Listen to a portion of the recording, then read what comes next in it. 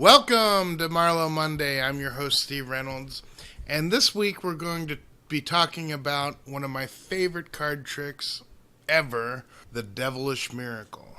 Now, the Devilish Miracle was put out by Marlo and Carmen D'Amico in 1948. And there's been many versions published. A lot of the ones that were non-Marlo methods strayed away from the basic concept. Basically took out what makes the Devilish Miracle devilish. So the question is, what makes the Devilish Miracle devilish? To find that out, we need to look at the effect itself. Now, in the original booklet, there was a basic effect explained, and it goes, a selected card vanishes, reappears, vanishes, and transposes itself with another previous selected card. Now, this is a very rudimentary way of saying what the effect is. We need to examine it closer by looking at the exact effect when you perform it.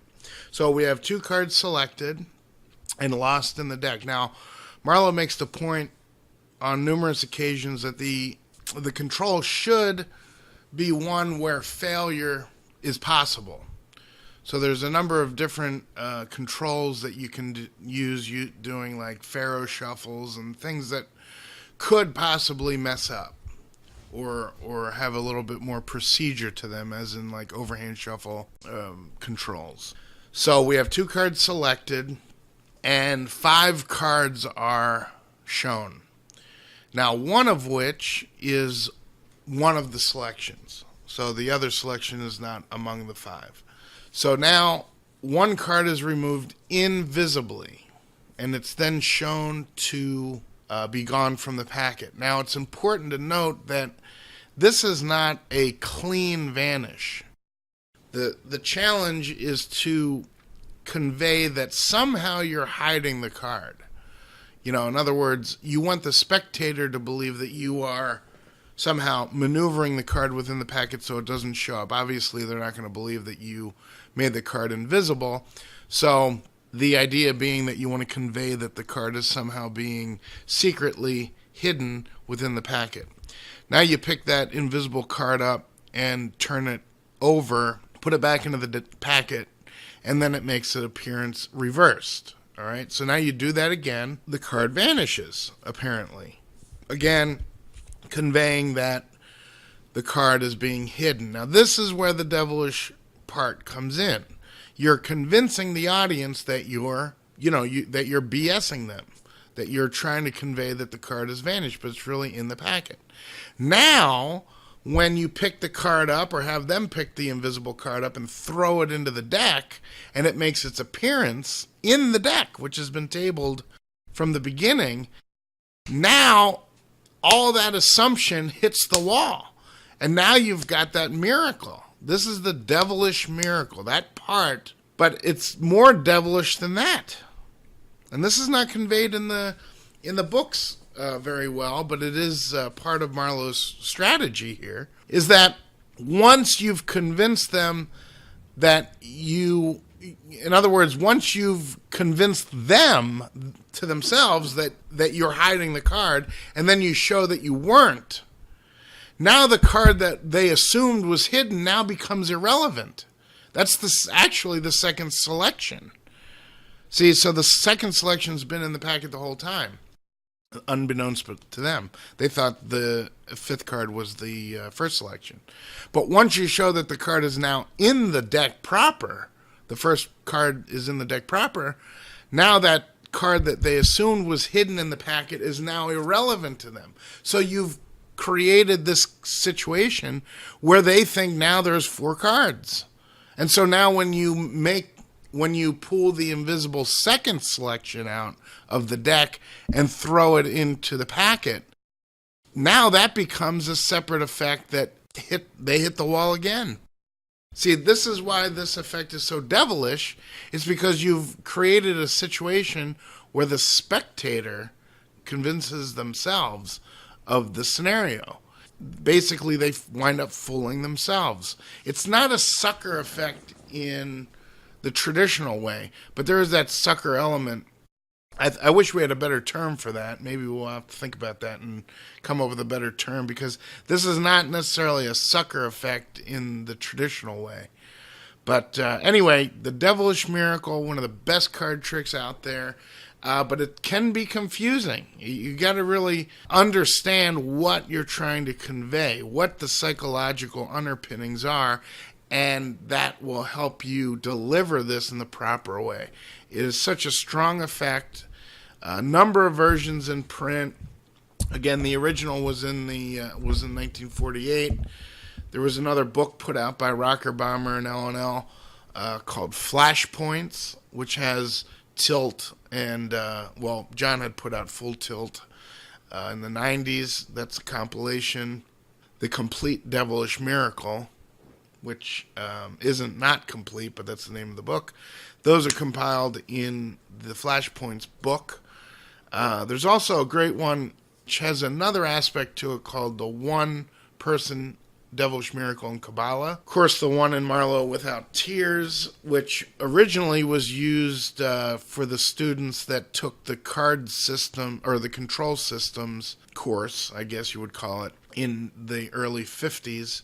But that wasn't published. The routine wasn't published until 1983 in Marlo Without Tears. There's another great version in Marlo's magazine number 6, which I am about to perform for you. Now, it's interesting to note that whenever Marlo saw that certain elements or certain routines or certain moves became well known within the ranks of card magicians, he would extend things, he would push things, approaches, new twists, new turns. He never stopped thinking. That age-old adage, magicians stop thinking too soon. I'm sorry, but I say that because Marlo never stopped thinking. That's why I got fumbled on that. Marlo never stopped thinking. He would go back to like the piano card trick and come up with new versions. But anyway, this is a great trick. I don't want you to pass it by. I'm going to show you a great version of it, and let's take a look at that now. So instead of having a card selected this way, we're going to have a few cards peeked at. So as I riffle through the pack, call out stop anytime. Stop. Okay? Seem fair? I'm a sneaky guy. Say stop. Stop. Okay, that's the second one. Yeah. All right. And now I'm going to try to find those cards. Like the 2's not easy. Did I bring one? No. Out to the bottom. Well, I tell you what, we'll give me a couple chances here. 5 chances, actually. We'll take out 5 cards. Now, by chance, do you see any of the cards among Yep. those? Yes. Okay. So we're going to take this kind of to a weird level. I'm going to take a card out like that, but that's physical. I'm going to take it out invisibly like this. See, that's invisibly. But maybe that's not your card. I want to take your card out. What was the... Ace of Clubs. Ace of Clubs. So we'll take the Ace of Clubs out. And as you can see, the Ace of Clubs is no longer in the packet. It's right there on the table. Now I'll show you again so you can see. Gone. Yeah. We'll put it back in. I accidentally put it face up, but there it's back. Oh. Yeah. So you should be convinced here. Take one out like that. Physically, invisibly, and you can see now the aces. You're not buying this at all. I tell you what, we'll take that and throw that into the deck. And there it is, face up in the deck. Oh. Now we have, of course we have 4. Here we need one more. Your card. What was your card? I want to take yours out. 7 of Spades. 7 of Spades. So we'll take out the 7 of Spades and put it back, or put it into this packet. So now we have 1, 2, 3, 4, and 5. 5. So we'll take that out, turn it face up. You're not buying this. There it is.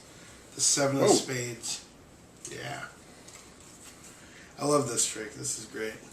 So we'll do it one more time, just for shits and giggles.